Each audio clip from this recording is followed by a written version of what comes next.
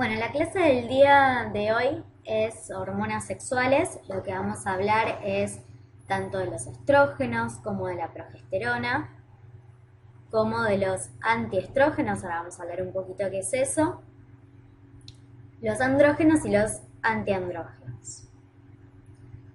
Vamos a recordar un poco cómo era el ciclo sexual, ¿sí? Recuerdan que cuando no se producía el embarazo considerábamos que el ciclo sexual era difásico. Cuando consideramos inicio del ciclo sexual, lo consideramos el primer día de la menstruación y desde ahí vamos a considerar un ciclo de 28 días, ¿sí? Si recuerdan, el ciclo sexual estaba regulado o modulado por lo que era el eje hipotálamo-hipófiso-gonadal, en donde participaba tanto el hipotálamo como la hipófisis como el ovario. Si recuerdan, el hipotálamo secretaba GnRH, ¿sí?, que estimula a nivel de la hipófisis la liberación de FSH y LH, y esto en los ovarios a nivel de las células de la granulosa de los folículos ováricos genera en un primer momento del ciclo un aumento en la liberación de 17-beta-estradiol, que en un primer momento del ciclo es en concentraciones bajas menores a los 200 picogramos por mililitro, y que a estas concentraciones bajas y en una primera etapa del ciclo genera un feedback negativo o un ciclo de retroalimentación negativa tanto a nivel hipofisario como a nivel hipotalámico, ¿sí?, disminuyendo la liberación de FSH y LH. Entonces lo que vemos en una primera etapa es que hay fundamentalmente un aumento de los niveles de FSH que generan una liberación de estrógenos, ¿sí?, de 17-beta-estradiol fundamentalmente,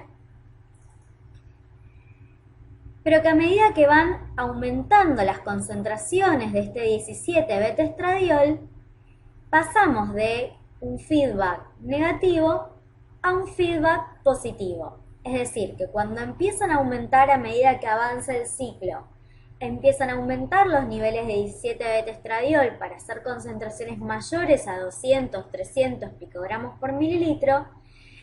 Este feedback, que en un principio era negativo, ahora se vuelve un feedback positivo, es decir que el 17-beta-estradiol estimula la liberación de FSH y LH y de GnRH, produciendo un pico, un aumento en la producción de LH.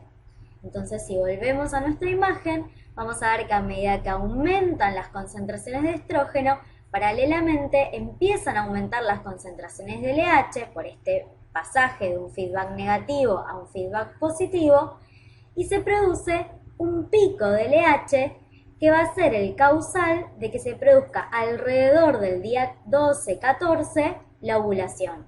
¿Por qué este pico de LH es responsable de que se produzca la ovulación? Porque este pico de LH estimula la producción de prostaglandinas por un lado y de estrógenos por el otro.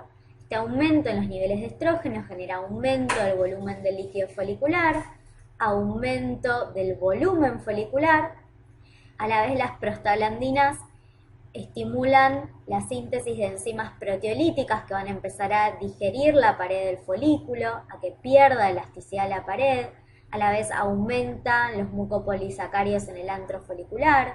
Todo esto contribuye a que aumente el volumen del folículo y a que se produzca el estallido del folículo con la expulsión del óvulo, que es lo que llamamos ovulación, y que ocurre aproximadamente en la mitad del ciclo, entre el día 12 y el día 14. Entonces, a partir del día 14 entramos en la segunda mitad del ciclo, en donde lo que observamos es que ese folículo comienza a atrofiarse, y cuando se atrofia el folículo se convierte en lo que llamamos cuerpo lúteo o cuerpo amarillo. Este cuerpo lúteo o cuerpo amarillo lo que sintetiza fundamentalmente es progesterona. O sea que pasamos de una primera etapa en donde lo que predominaba era la liberación de estrógenos a una segunda etapa en donde lo que predomina es la liberación de progesterona a nivel del cuerpo lúteo, con disminución progresiva en los niveles tanto de LH como de FSH. esta progesterona ejerce un feedback negativo, ¿sí? Durante la fase lútea, tanto a nivel de la hipófisis como a nivel del hipotálamo. Bien, ¿y cómo vemos la repercusión, digamos, de estas hormonas a nivel del endometrio? A nivel del endometrio, así como teníamos una primera fase en donde predominaban los estrógenos, la liberación de estrógenos se correlaciona con una fase en donde lo que predomina es la proliferación del endometrio. Básicamente la proliferación vascular y la proliferación glandular del endometrio, que se prepara para una eventual anidación de un eventual embrión, ¿sí? Después, digamos, de la fase 14, del día 14, cuando empiezan a predominar la síntesis de progesterona a nivel del cuerpo lúteo, entramos en una fase de secreción en donde los vasos y las glándulas se vuelven más tortuosas, acumulan glucógeno, acumulan lípidos, las arterias se vuelven espiraladas, y se prepara este endometrio, entonces está listo para la anidación de un embrión. Si no se produce, entonces esta caída de LH y FSH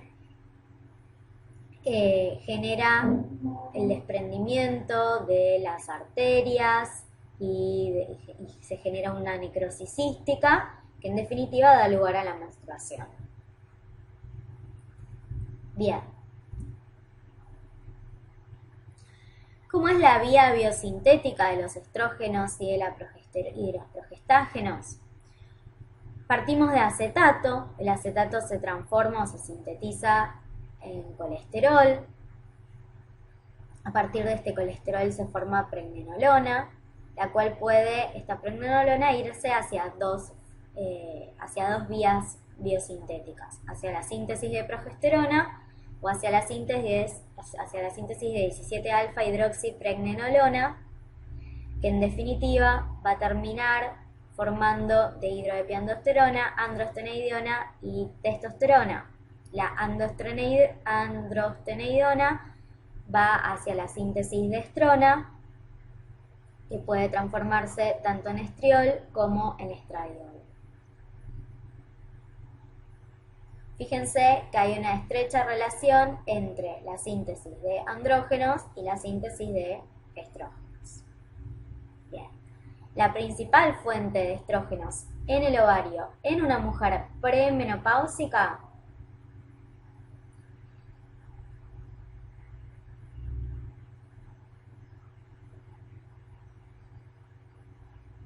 la principal fuente de estrógenos en una mujer premenopáusica va a ser el ovario. Ahora, en una mujer posmenopáusica, al igual que en los hombres, la principal fuente de síntesis de estrógenos va a estar dado por el tejido adiposo. Por eso ahora vamos a ver que la obesidad, en donde hay un aumento del tejido adiposo, aumenta el riesgo del desarrollo de ciertos neoplasias que son estrógeno dependientes, ¿sí? O que están relacionadas a un aumento en un aumento en los receptores de estrógeno, por ejemplo, el cáncer de endometrio o el cáncer de mama, ¿sí?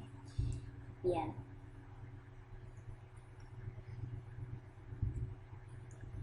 Recuerden que los estrógenos eran muy lipofílicos, podían actuar, o de hecho actúan a través de un receptor que es nuclear, ¿sí? Igual que lo hacen los retinoides o la vitamina D o las hormonas tiroides, actúan uniéndose a un receptor nuclear. Este receptor nuclear se une a unos elementos que se llaman elementos respondedores a nivel del ADN de las células, y entonces los estrógenos van a actuar regulando la expresión génica, es decir, promoviendo la síntesis de ARN mensajeros y la transcripción de ciertas proteínas, ¿sí? Algo que es importante tener en cuenta es que los estrógenos inducen la síntesis de receptores para progesterona en células de tejidos que son hormonodependientes, O sea que son los mismos estrógenos los que a la vez van a inducir la síntesis de receptores para progesterona. Entonces, tanto los estrógenos naturales como los estrógenos sintéticos, que ahora vamos a ver qué implica que son naturales o que sean sintéticos, favorecen la acción de la progesterona tanto cualitativamente, induciendo la formación de receptores para progesterona, como cuantitativamente promoviendo la fijación de la hormona a su receptor. Entonces, los estrógenos tienen una acción facilitadora de la acción de la progesterona. En cambio, la progesterona tiene una acción antiestrogénica. ¿Por qué? Porque reducen la concentración de receptor estrogénico en el citoplasma, reducen el número de complejos estrógeno-receptor en el núcleo, es decir, que la progesterona modula la acción de los estrógenos y, por ejemplo, evita la hipertrofia endometrial. Ahora lo vamos a entender un poco más, pero vamos a ver que los estrógenos, en una mujer, por ejemplo, que está en tratamiento continuo con estrógenos, los estrógenos generan una hipertrofia, una hiperplasia endometrial que puede manifestarse con metrorragias o con hemorragias anormales, justamente porque no tienen el freno de la progesterona, ¿sí? Que modula, frenando de alguna manera, la acción estrogénica, por esto que veníamos diciendo. Al disminuir la actividad de los estrógenos, la progesterona inhibe la producción de sus propios receptores, ¿sí? Bien. ¿Cómo clasificamos a las hormonas sexuales femeninas? Vamos a clasificarlos en aquellas que tienen estructura esteroidea y aquellos que no tienen estructura esteroidea. Dentro de los que tienen estructura esteroidea tenemos los estrógenos naturales, los sintéticos y semisintéticos y los estrógenos conjugados. Los estrógenos naturales son el 17-beta-estradiol y sus metabolitos, que son el estriol y la estrona. ¿Cuál es el tema de los estrógenos naturales? Ahora vamos a ver que tienen muy mala biodisponibilidad por vía oral. ¿Por qué tienen mala biodisponibilidad por vía oral? Por la presencia de una enzima que las metaboliza tanto a nivel del intestino como en el primer paso hepático. Entonces eso genera, el tener una importante metabolización tanto intestinal como hepática, genera que tengan realmente mala biodisponibilidad por vía oral, y esto da origen a que se generen estrógenos sintéticos y semisintéticos que son más resistentes a la metabolización hepática y que por lo tanto puedan administrarse por vía oral, dado que van a tener mayor biodisponibilidad. Y son el caso del etinilestradiol, el mestranol o el quinestrol. Aquellos que tienen estructura no esteroidea, un ejemplo es el dietilestilbestrol. ¿Cuáles son las acciones farmacológicas de los estrógenos? Vamos a hablar de acciones específicas. Por ejemplo, a nivel de los genitales y de la mama, siempre decimos que los estrógenos producen hiperemia, hipertrofia e hiperplasia, ¿sí? A nivel de los genitales y a nivel de la mama. Y esto es en parte lo que permite también el desarrollo de los caracteres sexuales femeninos, ¿sí? A nivel del endometrio, ¿se acuerdan que recién hablamos de que producen también hiperemia, hipertrofia e hiperplasia, favoreciendo la proliferación glandular y la proliferación vascular? Por eso de ahí la primera etapa del ciclo sexual bifásico, en donde predominan los estrógenos, que es una etapa proliferativa justamente por este efecto a nivel del endometrio. Vamos a ver que a nivel del miometrio aumentan la turgencia y el tamaño del miometrio y producen upregulation de receptores para oxitocina, y una upregulation heteróloga aumentando la densidad de receptores para oxitocina. Y ahora vamos a ver que la oxitocina favorece la contracción del miometrio y es fundamental para el desarrollo o para el buen desarrollo de un trabajo de parto normal. A nivel de las trompas, hiperplasia e hipertrofia de las paredes y de las glándulas y aumento de la actividad ciliar. Todo esto va a favorecer en la primera etapa del ciclo sexual la fecundación y el transporte del embrión formado hacia el endometrio para un adecuado anidamiento. A nivel del cuello uterino favorece la maduración del cuello uterino, ¿sí? Que debe durante el trabajo de parto acortarse, dilatarse y disponerse en orientación anterior. A nivel del moco cervical vamos a ver que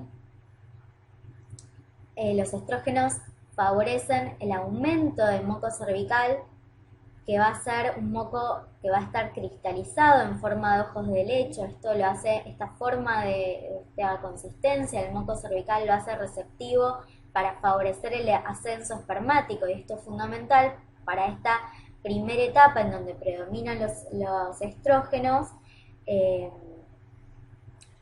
para que se pueda producir la fecundación del óvulo, ¿sí? Para digamos, que puedan ascender adecuadamente los espermatozoides y que se pueda producir adecuadamente la fecundación del óvulo. A nivel de la vagina, favorecen la proliferación epitelial y el depósito de glucógeno. Esto es fundamental. Vamos a ver que un gran problema en las mujeres posmenopáusicas es la disminución del trofismo, tanto a nivel de la vagina como a nivel de la uretra, y esto no solamente, digamos, afecta la disminución del trofismo y de la lubricación, no solamente puede producir dispareunia, que es dolor durante las relaciones sexuales, lo cual para las mujeres posmenopáusicas es un problema, sino que también la disminución del trofismo de la uretra favorece el desarrollo de infecciones urinarias a repetición, y entonces muchas veces el tratamiento es con óvulos que tengan estrógenos para justamente favorecer el trofismo uretral y disminuir el riesgo de infecciones recurrentes, infecciones urinarias recurrentes. Lo mismo a nivel de la vulva, tiene un efecto trófico, de pigmentación, de crecimiento del vello, que esto es fundamental en el desarrollo de los caracteres sexuales durante la pubertad, los caracteres sexuales femeninos. En las mamas favorece el desarrollo de canalículos y de estroma. Y obviamente, como veníamos diciendo hasta ahora, el desarrollo de caracteres sexuales secundarios. Acciones no específicas. Vamos a ver que los estrógenos son uno de los principales estímulos para aumentar la síntesis y la liberación de prolactina. Ese es uno de los principales estímulos. A nivel de las tiroides tiene un efecto que es dosis dependiente. A dosis baja aumenta la actividad de la glándula tiroides estimulando la síntesis de hormonas tiroideas, mientras que a altas dosis pueden inhibir y disminuir la síntesis de hormonas tiroideas. A nivel suprarrenal estimulan generan hipertrofia e hiperplasia en la zona glomerular y fascicular porque estimulan o inducen el aumento de ACTH. A nivel de los lípidos vamos a ver que aumentan la liberación o aumentan la síntesis del HDL, colesterol, disminuyen la síntesis del LDL, colesterol, y se ha visto en algunos casos que aumenta la síntesis triglicéridos. Por eso vamos a ver que en general las pacientes que están tomando anticonceptivos muchas veces suelen tener hipertrigliceridemias por esta causa, ¿sí?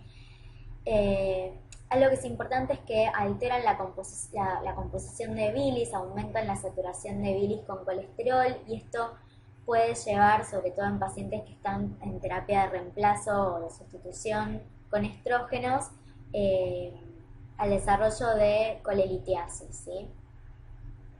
Es decir, de litos biliares. A nivel de los hidratos de carbono se vio que con dosis altas y sostenidas puede disminuir la tolerancia a la glucosa, ¿sí? Bien.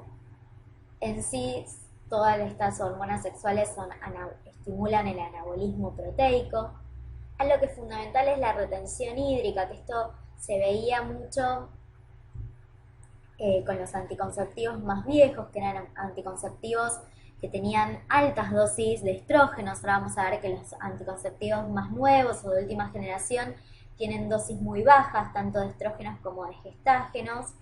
Pero un problema que tenían estos anticonceptivos más antiguos es que tenían el problema de la retención hídrica, o este mito de que engordaban, y en realidad era un poco así, no es que engordaban, sino que los estrógenos generan retención hídrica, ¿sí? Presentan cierta actividad anabólica que se traduce en retención de nitrógeno, de sal y de agua, con tendencia a la formación de edemas. Entonces vamos a ver que sobre todo en la etapa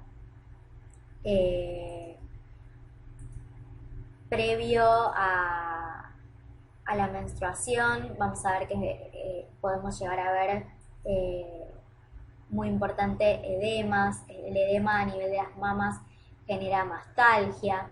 Entonces esto vamos a ver que es algo muy característico y era algo característico de ver sobre todo con estos anticonceptivos viejos que yo les digo que tenían dosis altas de estrógenos.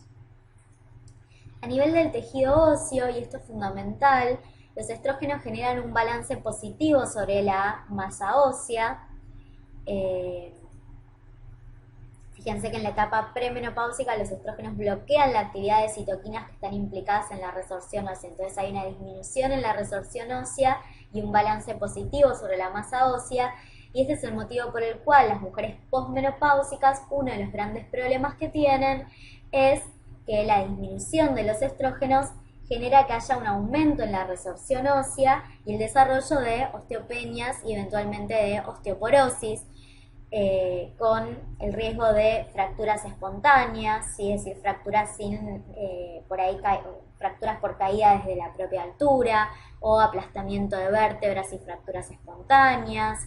Eso es característico en las mujeres posmenopáusicas y que muchas veces requiere, por ejemplo, el tratamiento o la terapia sustitutiva. ¿Sí? Igual vamos a ver que lo van a ver más adelante, que para la osteopenia y la osteoporosis tienen otros tratamientos alternativos más allá de lo estrogénico, digamos.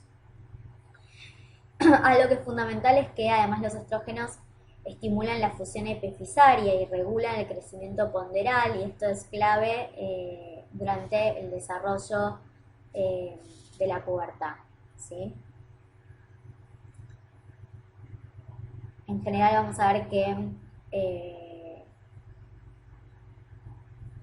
una vez que las mujeres tienen su primera menstruación o tienen lo que se llama su menarca, el crecimiento, el aumento de tamaño, de talla que tienen posterior a su menarca es relativamente poco, se crecen exponencialmente previo a eso.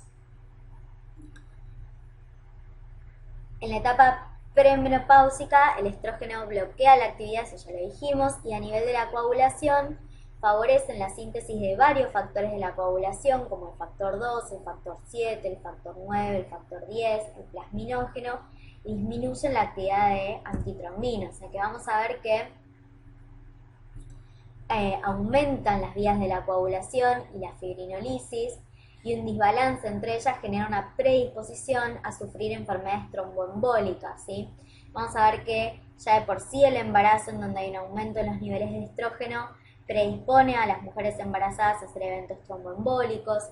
Las mujeres que tienen terapia de reemplazo hormonal o anticonceptivos con alta dosis tienen mayor riesgo de hacer eventos tromboembólicos, justamente por este efecto de favorecer la coagulación que tienen los estrógenos. Y de hecho, una de las contraindicaciones para el uso de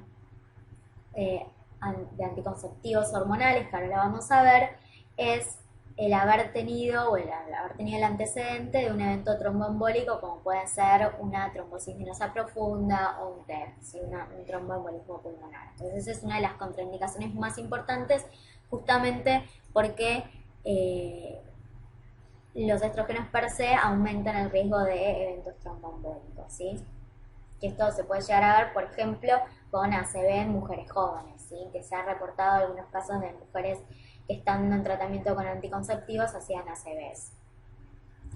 Bien. A dosis estrictamente sustitutivas, como las que se usan en el tratamiento del hipogonadismo o en la menopausia, los estrógenos tienen un efecto beneficioso sobre el aparato cardiovascular. Esto es fundamental. Las mujeres premenopáusicas, se dice que los estrógenos tienen un efecto protector cardiovascular. Entonces, tienen mucho menor riesgo de eventos cardiovasculares o de eventos cardíacos isquémicos respecto de los hombres. En cambio, en el momento en que disminuyen las concentraciones de estrógenos y las mujeres se vuelven menopáusicas,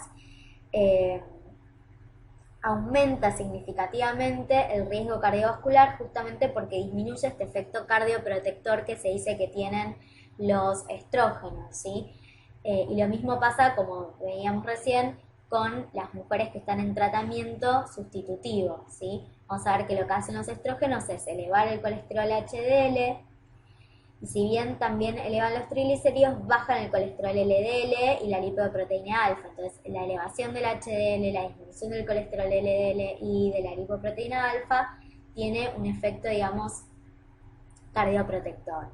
Además, aumentan la producción de prostaciclina y óxido nítrico en el endotelio vascular, que se acuerdan que son poderosos vasodilatadores, y reducen la producción de tromboxano A2, que recuerden que el tromboxano A2 es un potente vasoconstrictor y protrombótico en las plaquetas,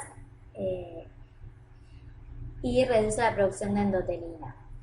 Los estrógenos en mujeres posmenopáusicas mejoran la sensibilidad a la insulina y previenen la elevación del fibrinógeno y del factor inhibidor de la activación de plasmina, pero también bajan la antitrombina 3 y elevan los factores 7 y 10, lo que los hace neutros desde el punto de vista de la coagulación en las posmenopáusicas.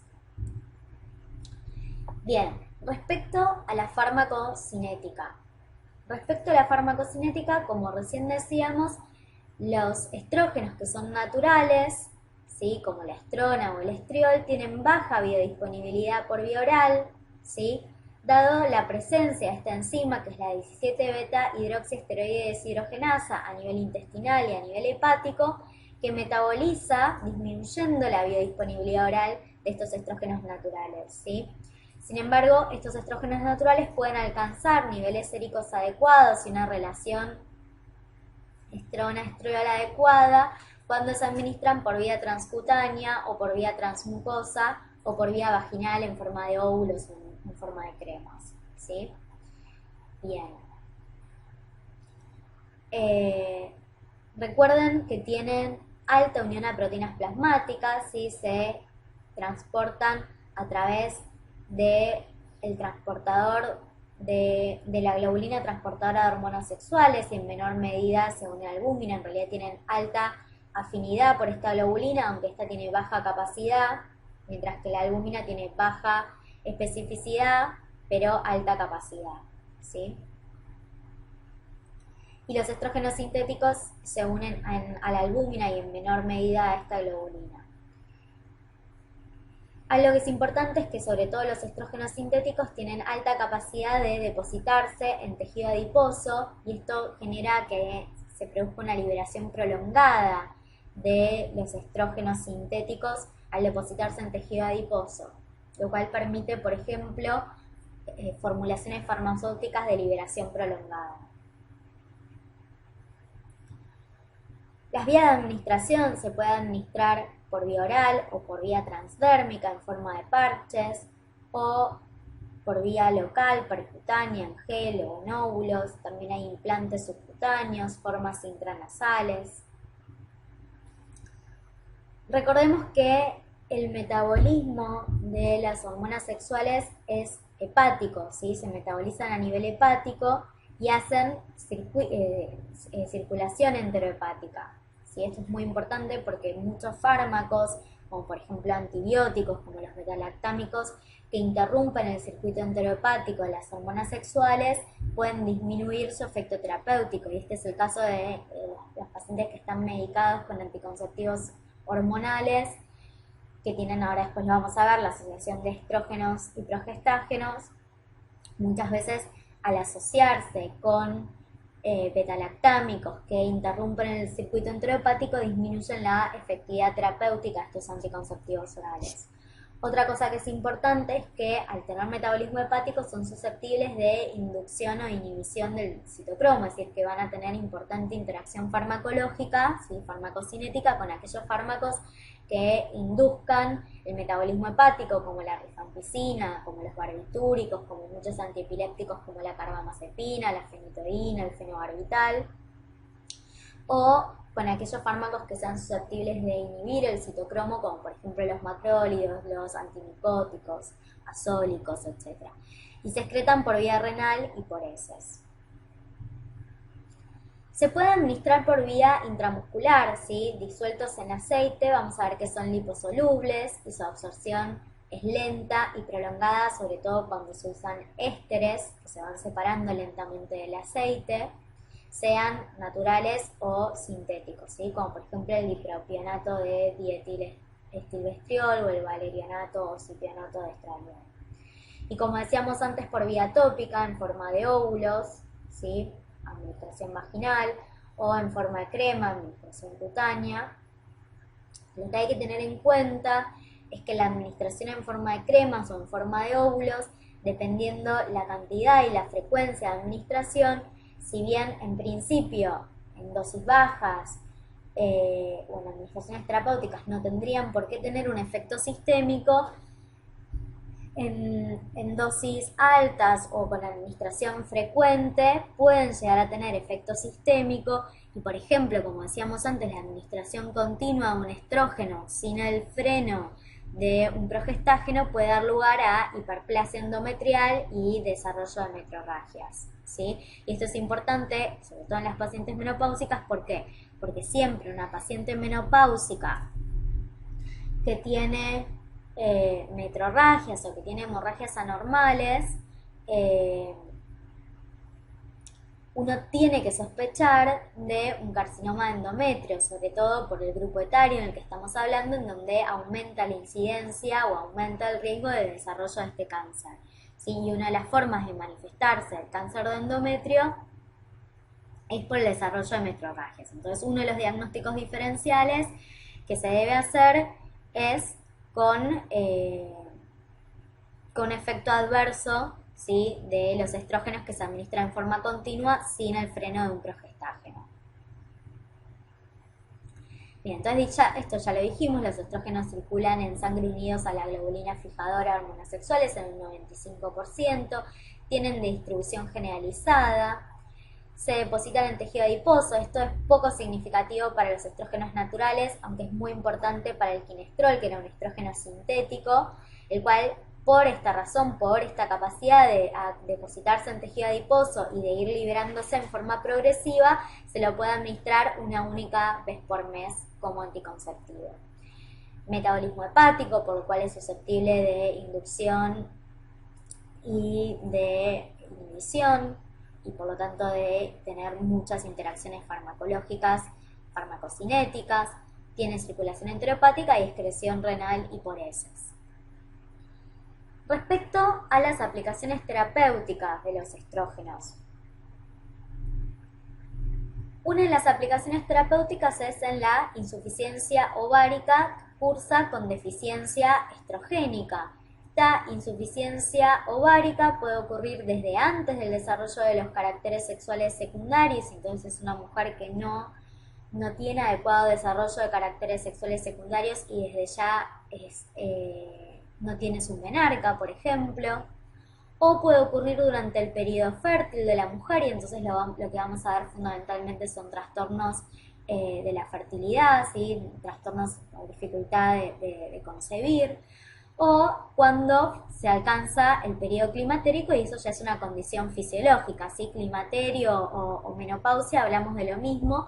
En la menopausia o en el climaterio hablamos de una insuficiencia ovárica con deficiencia estrogénica fisiológica que trae todos estos trastornos que veníamos hablando, como por ejemplo aumento de riesgo de osteopenia o osteoporosis, ¿sí? Por aumento en la resorción ósea, aumento del riesgo cardiovascular porque disminuye el efecto cardioprotector de los estrógenos, y un montón de síntomas que están asociados a la deficiencia estrogénica que son característicos del climaterio, como pueden ser los sofocos, los trastornos en el estado de humor, ansiedad, depresión, disminución de la libido, ¿sí? Trastornos del deseo sexual, etcétera, ¿sí? Que están asociados con esta insuficiencia ovárica. Y en cualquiera de estos casos lo que vamos a ver es que lo que hacemos es una terapia de reemplazo hormonal, ¿sí? Ya sea en general lo que uno hace es con estrógenos y con progestágenos. Bien. En la digenesia gonadal, que es característica del síndrome de Turner, también se suelen utilizar mucho los anticonceptivos orales porque es una asociación de estrógenos y gestágenos, como veníamos diciendo, o en la atrofia urogenital, que esto hablamos un poco en las mujeres posmenopáusicas que tienen atrofia tanto vaginal como uretral, y esto los predispone a hacer infecciones urinarias recurrentes. Es muy frecuente el uso de óvulos que contengan estrógenos. En la terapia sustitutiva, ya sea por insuficiencia ovárica con deficiencia estrogénica, por ejemplo, en el climaterio. Otra indicación es en la hemorragia funcional uterina. La hemorragia funcional uterina puede ser por preponderancia estrogénica o gestágena. En general se terminan tratando con anticonceptivos orales. Lo mismo las dismenorreas. Las dismenorreas son dolores durante la menstruación que muchas veces, ya sea las mujeres que tienen metrorragia, es decir, menstruaciones abundantes o muy frecuentes, o dismenorrea, es decir, menstruaciones dolorosas, muchas veces esto mejora con el uso de anticonceptivos orales que tienen esta asociación en dosis baja de estrógenos y progesterona. Obviamente como anticoncepción hormonal. La supresión de lactancia ya casi no se usa. Para hacer diagnóstico de amenorreas, y las amenorreas pueden ser por déficit de estrógenos o déficit de gestágenos, entonces una de las formas de hacer diagnóstico es administrando estrógenos. Si es un déficit de estrógeno, entonces si uno le administra estrógenos y viene la menstruación, uno puede hacer diagnóstico de esa amenorrea que es por déficit de estrógenos. Bien. En el cáncer de próstata dependiente de andrógenos, vamos a ver que a dosis elevada los estrógenos inhiben la secreción de LH y por lo tanto la secreción de testosterona, entonces puede ser útil en pacientes con cáncer de próstata dependiente de andrógenos. En algunos casos de acné y hirsutismo vamos a ver que también se suelen utilizar en general anticonceptivos orales que mejoran ambas situaciones patológicas.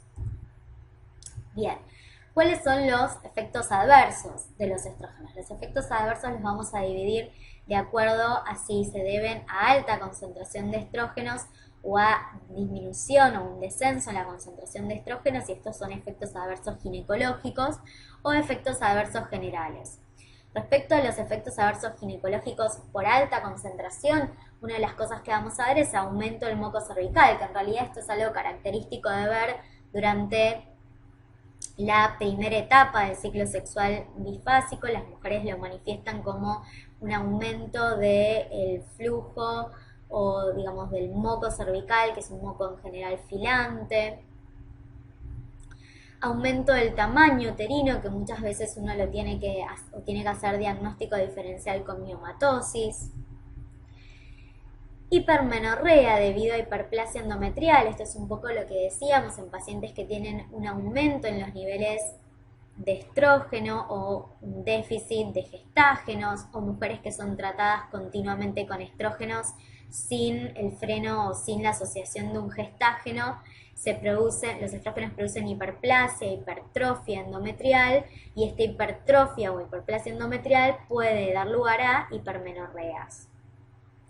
Dismenorrea y mastalgia. La dismenorrea se produce por congestión pelviana por retención hidrosalina. ¿Se acuerdan que veíamos que los estrógenos producían retención hidrosalina y predisponía a los edemas? Esto es característico sobre todo en la etapa premenstrual y constituye lo que se llama síndrome premenstrual, y muchas veces disminuye o cede ante la aparición de la menstruación, ¿sí? La mastalgia es el dolor de las mamas y la dismenorrea es el dolor en las menstruaciones, y esto es característico de esta etapa premenstrual, y muchas veces, como decíamos, también es útil el uso de anticonceptivos que van a ser dosis más bajas de estrógenos y de gestágenos, justamente para disminuir este síndrome premenstrual.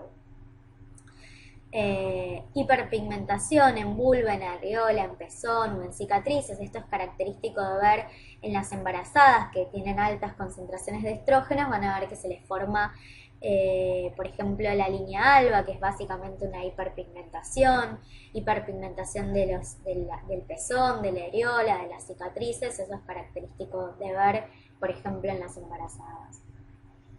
Por descenso en la concentración, metrorragia por supresión. La metrorragia por supresión es cuando las concentraciones séricas de los estrógenos caen por debajo del 50%, ¿sí? Y en este caso es que el endometrio desprovisto del sostén estrogénico hace que las arteriolas se colapsen, que aparecen zonas de necrosis cística que se desprenden, descienden hacia las genitales externos y se evidencia una metrorragia. Y ese es el caso de lo que ocurre con los anticonceptivos. La mayoría de los anticonceptivos tienen 24 pastillas activas, es decir, que tienen estrógenos y gestágenos en dosis bajas, y 4 placebo, que no tienen estrógenos. Durante el periodo de esos 4 pastillas placebo se produce una menstruación, que en realidad no es una menstruación, sino que es una metrorragia por deprivación o metrorragia por supresión, y es justamente por la caída en los niveles de estrógeno que genera este efecto a nivel del endometrio, ¿sí? De hecho, por eso van a ver que si uno desea no tener esta metrorragia por alguna situación, puede suprimir ese intervalo de placebo y continuar con el tratamiento activo, y no va a tener su menstruación, sino va a tener esta metrorragia por supresión. Y amenorreas, vamos a ver que con los anticonceptivos que tienen muy bajas dosis, que son los más nuevos, una de las cosas que se puede producir es que la mujer no tenga metrorragia, ni siquiera tenga esta metrorragia, ¿sí? Que pase de un periodo al otro sin metrorragia, es lo que llamamos amenorreas, ¿sí?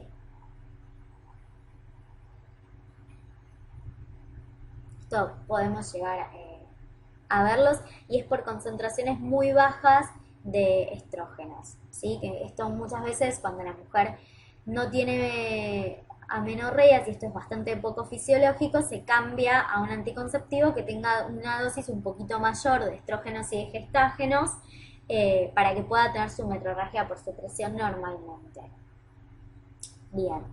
Otros efectos adversos generales son, por ejemplo, hipertensión arterial, sobre todo en tratamientos prolongados y constantes, predisponen al desarrollo de hipertensión arterial, y esta es otra de las cosas que hay que tener en cuenta como contraindicación del uso de anticonceptivos orales, es el desarrollo de hipertensión. Una paciente que tiene el antecedente de hipertensión van a estar contraindicados, y durante el tratamiento, si desarrollan hipertensión, es una de las indicaciones para suspender el tratamiento con anticonceptivos orales.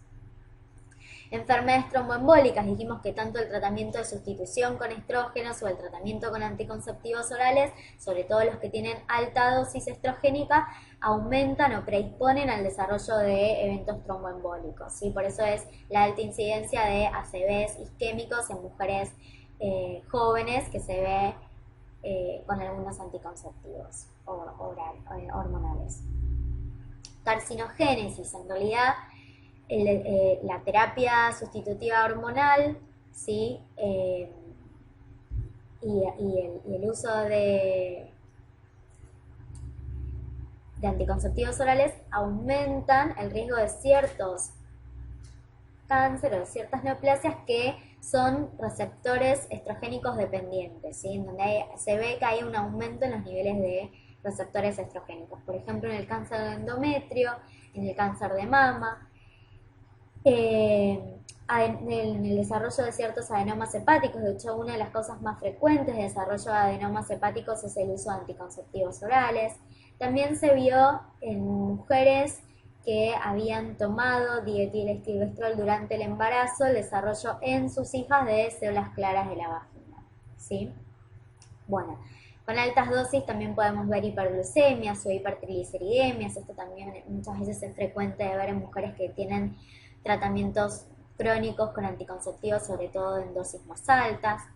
Edema, por esta capacidad que tienen de producir retención hidrosalina. Cefaleas, que esto también es frecuente de ver, desarrollo de cefaleas y migrañas en pacientes que están en tratamiento de sustitución o en tratamiento con anticonceptivos orales. Ictericia colestática, por esto que decíamos que alteraban la concentración o aumentaban la concentración de colesterol en la bilis.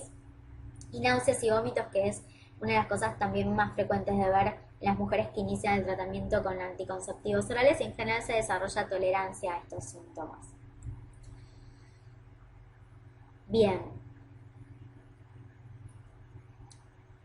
De todas maneras, estos efectos adversos van a depender muchísimo de si están recibiendo dosis fisiológicas o sustitutivas, o si están recibiendo dosis suprafisiológicas, de la duración del tratamiento, si se administra en forma exclusiva estrógenos o si es una administración conjunta o seguida por gestágenos. Si esto es lo típico que decíamos de la hiperplasia endometrial, que con la administración conjunta o seguida de gestágenos no la vamos a ver. Y del sexo de la persona que recibe la medicación. En la terapia sustitutiva a dosis fisiológicas lo que más frecuentemente vemos son náuseas y vómitos, hiperplasia endometrial con hemorragia uterina anormal si el estrógeno se administra en forma continuada y no asociada a un gestágeno. Por eso lo que decíamos es que lo mejor a hacer es o dar un anticonceptivo que está asociado el estrógeno con el gestágeno, o administrar estrógenos de manera cíclica, o sea, 21 a 25 días por mes estrógeno, adicionando gestágenos en el día 16-25, ¿sí? ¿Por qué? Porque esta hiperplasia endometrial, y esto es fundamental, es factor de riesgo para el desarrollo de adenocarcinoma de endometrio, ¿sí? El desarrollo de hiperplasia endometrial por el uso continuo de un estrógeno sin la asociación de un gestágeno aumenta el riesgo para el desarrollo de adenocarcinoma de endometrio, y en una mujer posmenopáusica que tiene hemorragias o que tiene metrorragias, uno de los diagnósticos diferenciales es adenocarcinoma de endometrio, por ejemplo, ¿sí? Bien. Otro de los efectos adversos que podemos ver en la terapia sustitutiva es tensión e hipersensibilidad en las mamas, ¿sí? Mastalgia, aumento del riesgo de litiasis biliar y eventos tromboembólicos. Esto es un poco lo que ya vimos, ¿sí? Bien. ¿Cuáles son las contraindicaciones para el uso de estrógenos? Y esto va a ser parecido entonces para el uso de anticonceptivos orales. Tenemos contraindicaciones absolutas, contraindicaciones relativas y situaciones en las que hay que evaluar y hacer riesgo-beneficio, ¿no? Poner en la balanza el riesgo versus el beneficio del uso de estrógenos. En el caso de las contraindicaciones absolutas, son en el caso de pacientes que tienen hipertensión arterial no compensada, es decir, que no está bajo tratamiento y controlada bajo un tratamiento antihipertensivo adecuado, como puede ser un IECA o un betabloqueante o un diurético, ¿sí? Entre otros. O paciente que tiene el antecedente de un evento tromboembólico, por ejemplo, tromboembolismo pulmonar o trombosis venosa profunda. O pacientes que tienen el antecedente de cardiopatía, mujeres que tienen el antecedente de cardiopatía isquémica o de un infarto agudo de miocardio, ¿sí? Por el aumento del riesgo de eventos cardiovasculares, ¿sí? Tromboembólicos, perdón. Entonces, enfermedad vascular. Paciente que tiene el antecedente de cáncer estrógeno dependiente, como cáncer de mama con receptores estrogénicos positivos o cáncer de endometrio, en todos esos casos va a estar obviamente contraindicado el uso de estrógenos. Paciente con antecedente de colestasis, de hepatitis, sí, obviamente insuficiencia hepática o de porfiria. ¿Cuáles son contraindicaciones relativas? Hipertensión arterial compensada, ¿sí? Farmacológicamente, diabetes, alteraciones menstruales sin diagnóstico, embarazo, hiperestrogenismo, dislipidemias. Y situaciones a evaluar: presencia de varices en el climaterio. ¿Por qué en el climaterio? Porque si bien los estrógenos en terapia sustitutiva pueden mejorar ciertos síntomas premenstruales, ciertos síntomas climatéricos o menopáusicos, como son los cambios de ánimo, las tuforadas, los sofocos, etcétera, también, digamos, pueden aumentar el riesgo de cáncer de endometrio o de cáncer de mama, con lo cual es bastante discutido el uso de terapia sustitutiva o terapia de reemplazo hormonal en mujeres climatéricas, y hoy en día tenemos muchas otras alternativas como el uso de tibolona, el uso de venlafaxina, que es un antidepresivo dual, etcétera. Después la vamos a ver. En tabaquismo, ¿sí? En general las mujeres que están en tratamiento hormonal con estrógenos o con anticonceptivos se trata de que la mujer no fume porque esto aumenta muchísimo más el riesgo de eventos tromboembólicos, ¿sí? Bien, entre otros. ¿En qué casos está indicada la suspensión inmediata de la medicación? Pacientes que suelen sufrir de migrañas o que hacen un evento de hipertensión, que digamos desarrollan hipertensión arterial o hacen una emergencia hipertensiva o una crisis hipertensiva.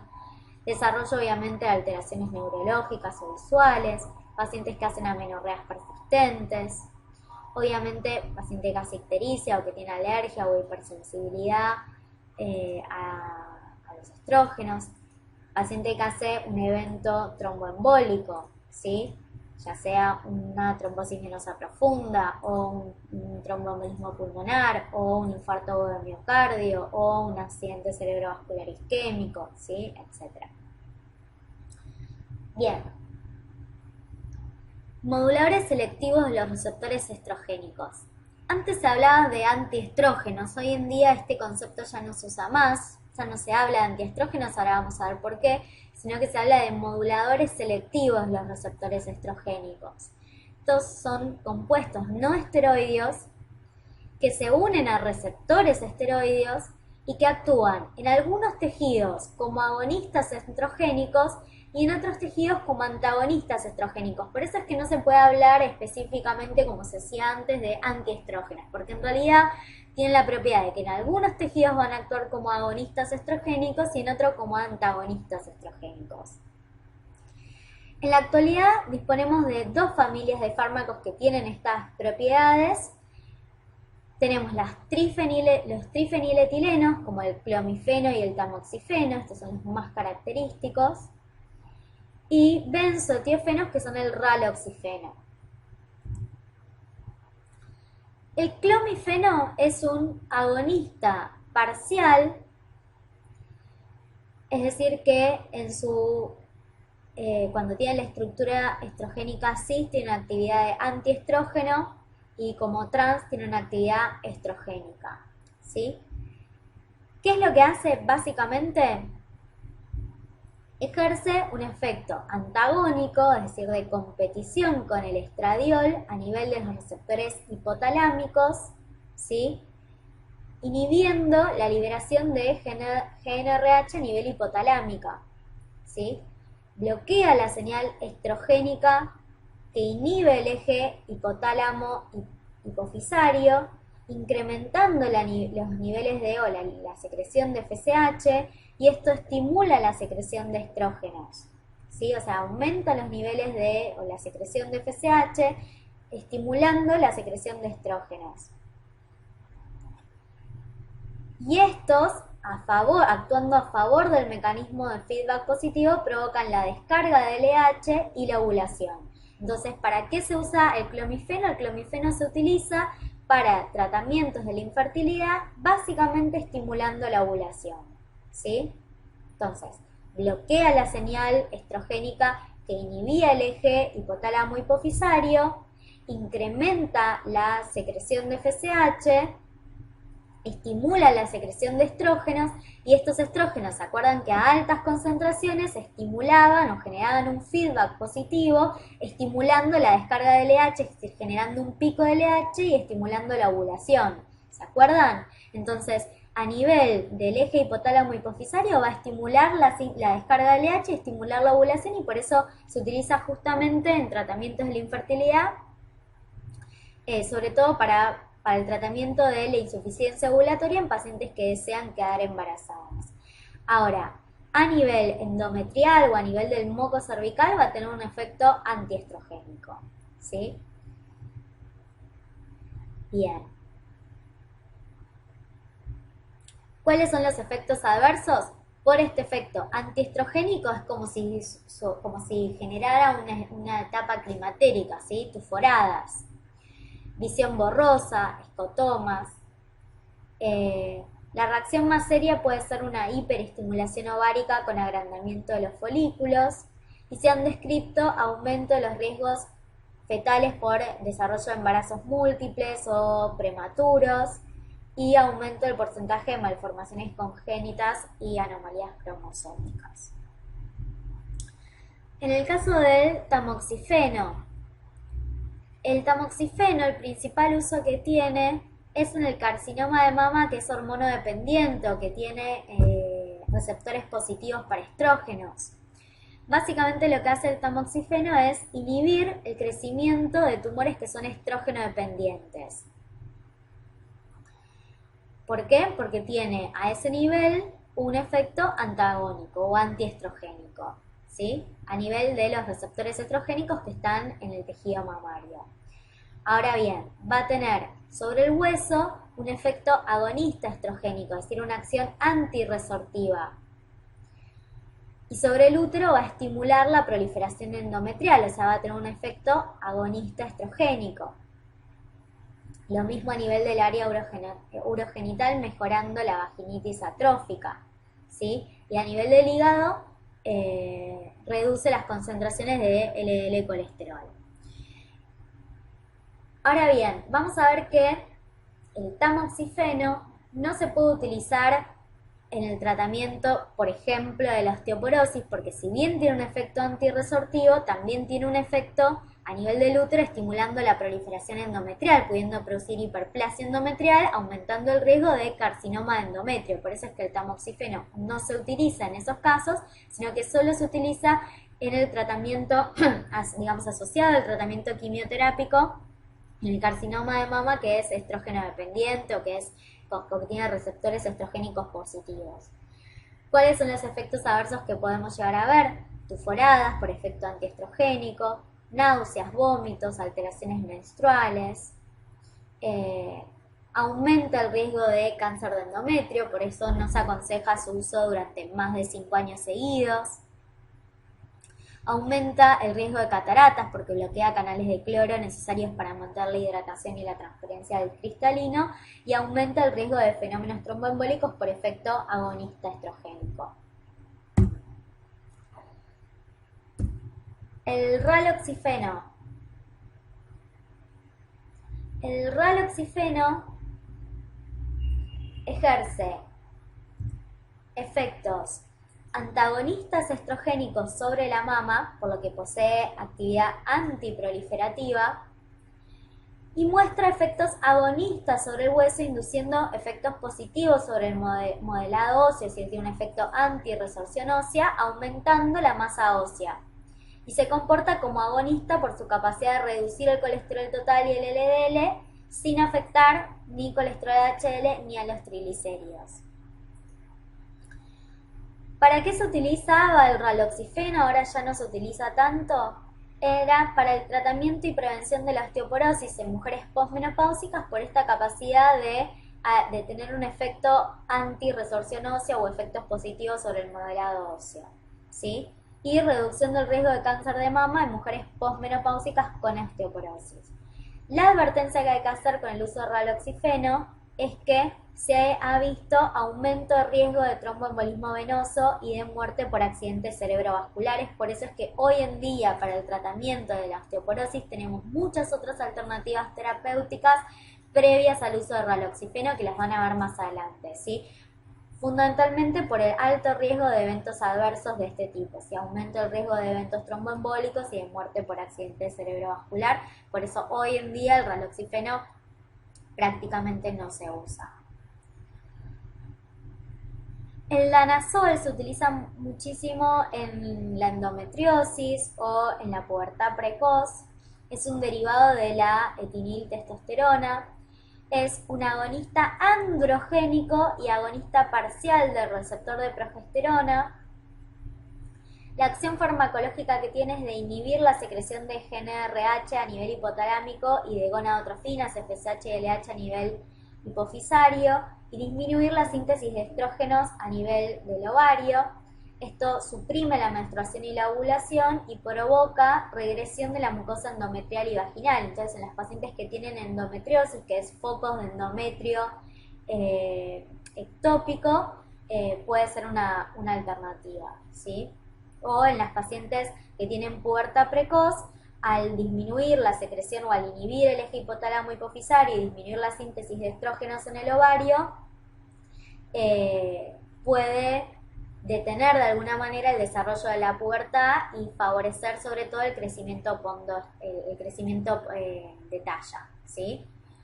Bien, que recuerden que los estrógenos estimulan el cierre de las hipófisis y detienen el crecimiento. Entonces, en la pubertad precoz, una de las formas de tratar es inhibiendo el eje hipotálamo hipofisario, por ejemplo, con danazol. También se utilizan anticonceptivos orales muchas veces. Bien, inhibidores de la aromatasa. La aromatasa cataboliza la transformación de andrógenos en estrógenos. Entonces, los inhibidores de la aromatasa reducen de manera muy significativa los niveles de estrógenos endógenos. Entonces, ¿en qué casos usamos inhibidores de la aromatasa? En todos aquellos cánceres de mama, estrógeno dependiente, ¿sí? Es decir, que tienen receptores estrogénicos positivos en mujeres posmenopáusicas, ¿sí? Porque entonces, al inhibir a la aromatasa, reducimos los niveles de estrógenos endógenos. Como ya son mujeres posmenopáusicas, no vamos a ver, digamos, no podríamos, lo que quiero decir es que los inhibidores de aromatasa no los podríamos usar en mujeres premenopáusicas, ¿sí? Con cáncer de mama, estrógeno dependiente, en mujeres premenopáusicas, porque tendríamos muchísimos efectos adversos, estaríamos generando una menopausia precoz a una mujer en edad fértil, por ejemplo. Entonces, se utiliza en mujeres posmenopáusicas.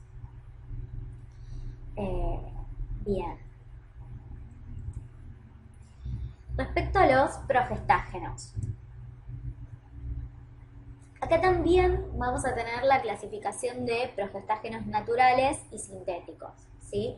Los progestágenos naturales son la progesterona y la 17-alfa-hidroxiprogesterona, y los sintéticos son todos aquellos derivados de la 17-hidroxiprogesterona, como son el acetato de medroxiprogesterona, el caproato de hidroxiprogesterona, el acetato de clormadiona y el caproato de gesterona. Y después tenemos los derivados de la 19-nortestosterona, que son el acetato de noretilsterona, la noretilsterona, el norgestrel, el linestrenol y el levonorgestrel. Tanto la noretilsterona como el levonorgestrel son los que más se utilizan dentro de estos gestágenos, ¿sí?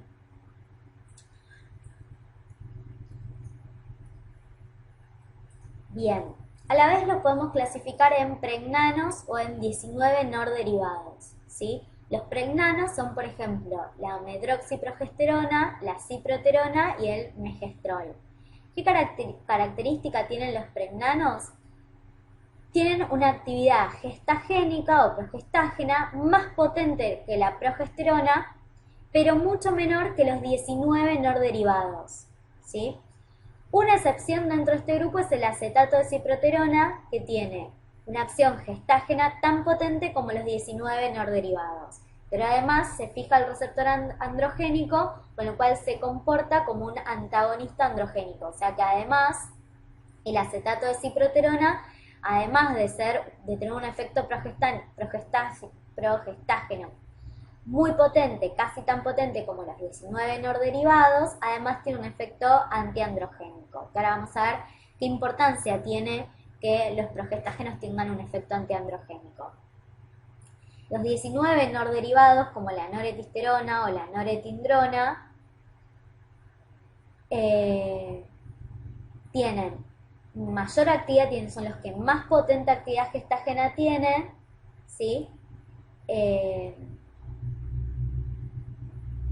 Y el noretindronel, el linestrenol, el etinodiol, la norgestrienona, la etinerona y la tibolona no tienen actividad androgénica, ¿sí? Entonces, actividad gestágena intensa y menor androgénica, tenemos el norgestrel y su isómero activo, que es el levonorgestrel o noretilsterona, y no androgénicos son los 19 norderivados de tercera generación, que son derivados a su vez del levonorgestrel, ¿sí? Como el norgestimato, el desogestrel, el gestodeno, el dienogest y el nomegestrol. Entonces, los pregnanos tienen actividad antiestrogénica, pero no tienen actividad androgénica, ¿sí? Y de los 19 norderivados, el gestodeno se considera el gestágeno más potente, con muy poca actividad androgénica, sin actividad estrogénica y con una pequeña actividad antialdosterónica, ¿sí? Con un efecto muy similar a los de la progesterona natural. El norgestrel presenta buena actividad gestágena y poderosa acción antiestrogénica y androgénica. El norestimato y el desogestrel tienen muy poca actividad androgénica. Eso es como para poder diferenciar un poco los distintos gestágenos, ¿sí? Entonces acá van a tener un cuadrito en donde clasifican a los gestágenos de acuerdo a la potencia en cuanto a transformación endometrial, a su actividad estrogénica, a su actividad antiestrogénica, a su actividad androgénica, a su actividad antiandrogénica, a su actividad glucocorticoide y a su actividad antimineralocorticoide. El gestodeno, la drospirenona, vamos a ver que es uno de los gestágenos más nuevos que están en los últimos anticonceptivos, tiene una actividad antimineralocorticoide similar a la progesterona natural, ¿sí? Y esto hace que uno de los problemas que tenían los anticonceptivos orales, sobre todo los de más alta dosis, era que por acción de los estrógenos retenían líquido y producían retención hidrosalina y edema y aumento de peso, lo cual muchas veces generaba que los pacientes los discontinúen su uso o que no quieran iniciar su uso. La asociación de estos estrógenos con drospirenona con actividad antimineralocorticoide disminuye la retención hidrosalina, disminuye por lo tanto el riesgo de aumento de peso. Y esto es lo que vemos en los nuevos anticonceptivos que tienen drospirenona, ¿sí? Como por ejemplo, bueno, son los más nuevos, ¿sí? Y los que tienen actividad antiandrogénica como la ciproterona se utilizaban mucho, sobre todo en los pacientes que tenían hirsutismo o que tenían acné, se utilizaban muchísimo. Lo mismo la drospirenona, además de tener actividad antimineralocorticoide, fíjense que tiene actividad antiandrogénica, por eso también es útil en el tratamiento del hirsutismo o del acné y se promocionan estos anticonceptivos que tienen drospirenona, no solo porque disminuyen o no producen aumento de peso, sino también porque no producen acné, que muchas veces se veía con algunos anticonceptivos con estrógenos de alta dosis. Bien. Entonces la drospirenona es un nuevo tipo de gestágeno que deriva de la 17-espironolactona. ¿Sí? La espironolactona tiene un efecto mineralocorticoide, entonces posee potente efecto progestágeno, antimineralocorticoide, al igual que la progesterona natural o endógeno, y antiandrogénica, efecto que solo se encuentra dentro de los gestágenos en el acetato de ciproterona y en el dienogest, ¿sí? Y también vamos a contar con lo que es la progesterona en forma micronizada. Ahora después vamos a ver para qué se usa. Entonces, de todos los gestágenos, acuérdense que la drospirenona es la que tiene mayor actividad antimineralocorticoide o antialdosterónica, ¿sí? Bien. Mecanismos de acción. Para que los progestágenos puedan actuar, se debe exponer previamente al tejido a los estrógenos, ¿sí? Acuérdense que los estrógenos inducían la síntesis de receptores para progesterona en células que eran hormonodependientes, entonces los estrógenos se consideran facilitadores de la acción de progestágeno. Por eso siempre, para que los progestágenos puedan actuar, tenemos que tener de una fase previa estrogénica.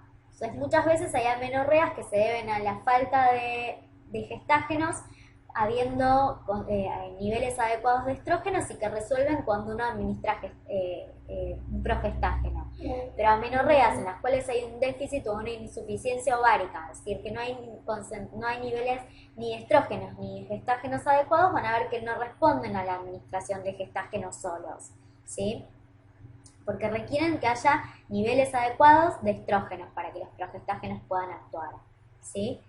Y de hecho, cuando vemos lo que es la fase o el ciclo sexual bifásico normal, siempre previo a la etapa lútea en donde predomina la progesterona, va a haber una fase previa donde predominan los estrógenos, que generan esto, el upregulation o el aumento en la síntesis de receptores para progesterona para que ésta pueda actuar. Y ya habíamos dicho que los progestágenos modulaban o modificaban la acción de los estrógenos, disminuyendo la concentración de receptores estrogénicos, disminuyendo la concentración de complejo estrógeno receptor y estimulando y evitando la estimulación y el desarrollo excesivo resultante de un estímulo constante estrogénico. Y esto es lo que llamamos el freno progestágeno. Bien, ¿cuáles son las principales acciones fisiológicas? En el nivel del endometrio ya vimos que favorecían el engrosamiento glandular, el aumento en la secreción glandular, que las glándulas se vuelvan tortuosas, aumentaban en su longitud, aumentaba su actividad secretoria, los vasos se tornaban espiralados, ¿sí? Y esto favorecía un eventual anidamiento de un embrión. A nivel del miometrio, los progestágenos favorecen la relajación muscular, entonces vamos a ver que es fundamental, por ejemplo, en las mujeres embarazadas que tienen contracciones o que tienen amenaza de aborto, ¿sí? O contracciones durante el transcurso de su embarazo, uno de los tratamientos que se hace, además de indicarle reposo, es indicarle progesterona o indicarle progestágeno justamente para disminuir estas contracciones y evitar una amenaza de aborto, ¿sí?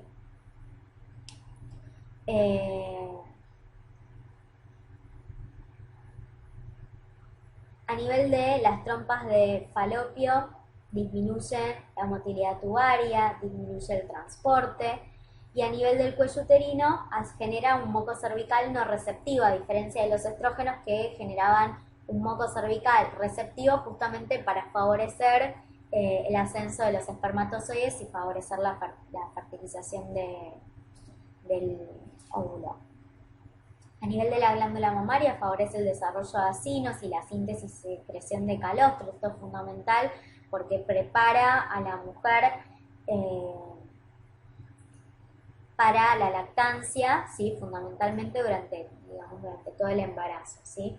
Y es termorregulador, vamos a ver que elevan la temperatura basal de 2 a 4 grados centígrados durante la segunda fase del ciclo ovárico o en la fase posovulatoria. Por eso vamos a ver que una de las formas, sobre todo cuando las mujeres hacen tratamientos de fertilización, una de las formas de saber que la mujer está ovulando es tomándose la temperatura, porque en la fase posovulatoria, por acción de la progesterona, va a estar elevada la temperatura basal en 2 a 4 grados, entonces eso les determina que están en ovulación o que están en los días cercanos a la ovulación.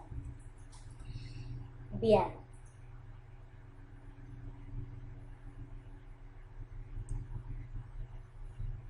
A nivel del sistema endocrino metabólico, acuérdense que por feedback negativo a nivel del eje hipotálamo hipófiso gonadal disminuyen la secreción de gonadotrofinas, disminuyen la maduración folicular. De acuerdo a al tipo de gestágenos van a ver que algunos, como dijimos antes, pueden tener acción androgénica y otros antiandrogénica. Algunos, por ejemplo, los noresteroides pueden tener efecto hiperglucemiante. Y depende, por ejemplo, en la fase lútea pueden disminuir el LDL colesterol en un 10 a un 25%, ¿sí? Y en el resto de los casos, en general, tienden a aumentar el LDL y aumentar el riesgo de aterosclerosis o producir dislipemia, lo mismo que pasaba con los estrógenos, y por eso es una de las contraindicaciones para el uso de anticonceptivos, contraindicaciones relativas en los pacientes que tienen dislipidemia, ¿sí? Bien. La progesterona, al igual que como vimos con los estrógenos naturales, no tiene actividad por vía oral, ¿sí? En general, la progesterona natural se emplea como solución oleosa por vía intramuscular, una vida media de 27 a 45 minutos. Tiene alta unión a proteínas, también se transporta por la globulina fijadora de hormonas sexuales, aunque también puede ser transportada por la albúmina y la transportina. El metabolismo es hepático, hay un 30% de metabolismo que es extrahepático. La eliminación, al igual que los estrógenos, es renal y por eso es con circulación enterohepática.